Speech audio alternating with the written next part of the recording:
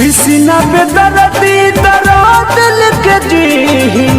तब न कही हर जाई सनम पर मधु प्रीत मेरा है भुलाई तू दिल सारा तू मन के भरम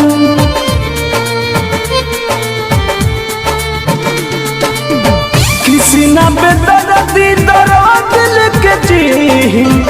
तब न कही हर जाई सनम पर मधु प्रीत मेरा है भुलाई तू दिल सारा तू मन के भरम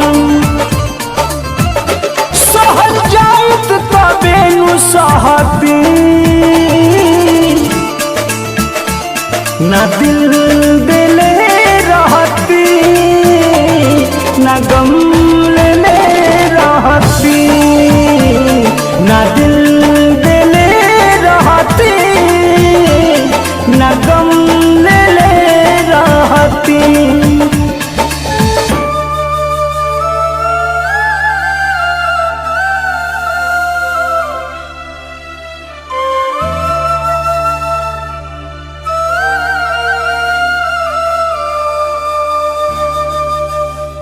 ना दिल